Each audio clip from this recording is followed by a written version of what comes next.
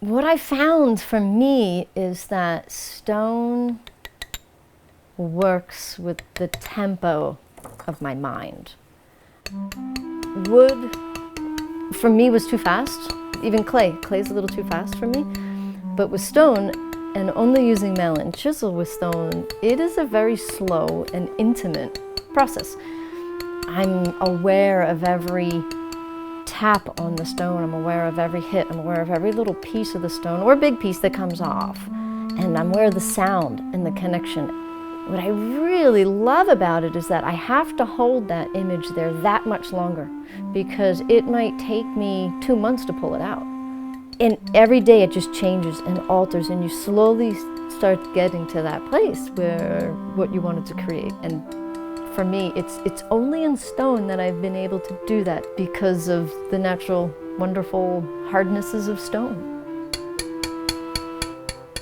I was in high school, just starting high school, had this fantastic art teacher, and he noticed I could see dimensionally.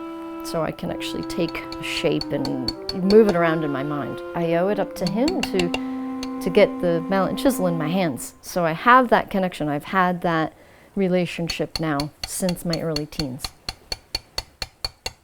There is something about when you find the material that connects with you, that connects with everything. Stone shadows me like that.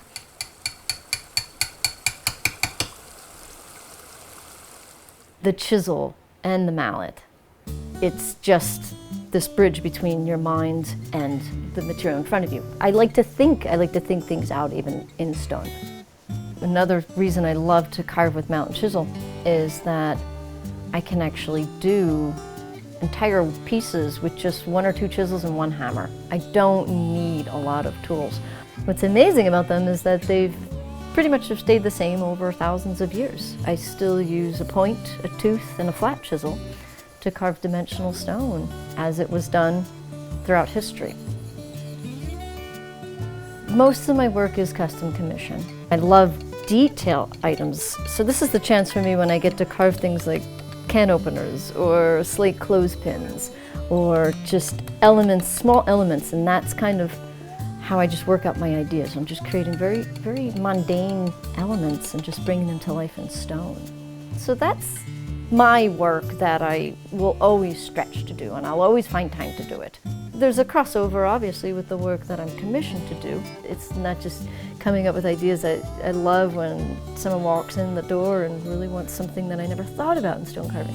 You know, they see my work, and so, you know, they give me the rein to pull in those elements, to go to some of those detailed ideas. For me, it's a 24/7 situation, so there's always time for drawing, and there's always time for me to experiment in stone. All my work starts with drawing sketches, then I move to clay. I don't have to go to full detail. I don't even need it in scale. I just have to go to a certain place, and then I know I can now go pull it out in the stone. For me, it's almost like a fire. You get to this place and it just, there's this spark. And then from that place on the carving, out I will go. It will come out from that one point. And that's just how it happens for me. But it's amazing when you're carving and all of a sudden I see that moment. And it's almost like the whole thing gets laid out before me. And I have to just go get it then. For the past 13 years, I've been a memorial artist. And so I've collaborated with families to create a piece of art that will stand as a gravestone. I work with many clients, and the thing that gets me is when we get done creating a piece and they look at it and they go, that's what I was thinking. So it's that collaboration that when a client comes on board, it's just out of this world. It's just this fluid part of my life. You know, the process happens all the time. Wherever I'm at, I'm doing part of the process. I didn't realize there were memorial artists. At the time I was living in the Midwest, the early 90s, I was doing props and display for a department store. In the off time, I was starting to create more of my work. It was kind of confusing, and I had a quiet moment.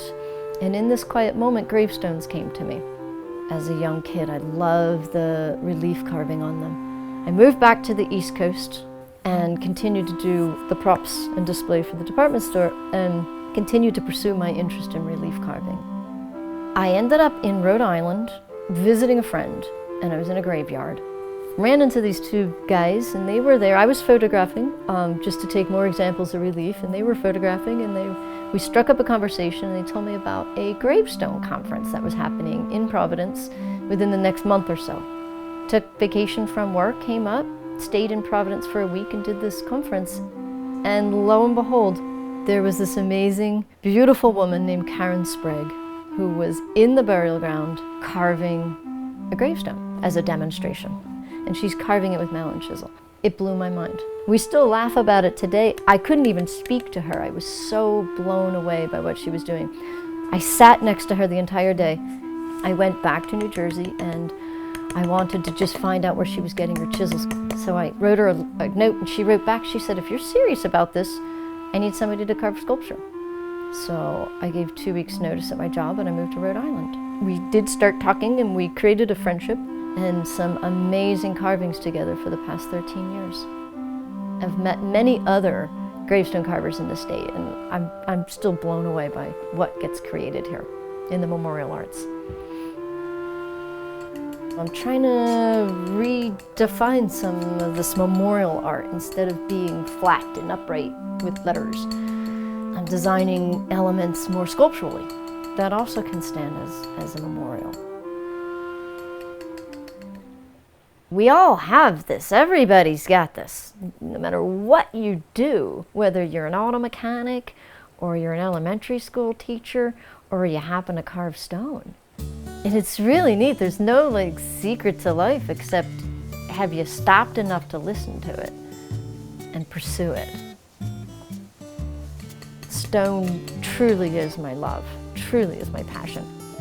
And now I'm hoping for this long relationship that where we can go together. I have no idea, but every time I start in on a new piece of stone, it's like a whole new experience. It's like starting from the beginning again.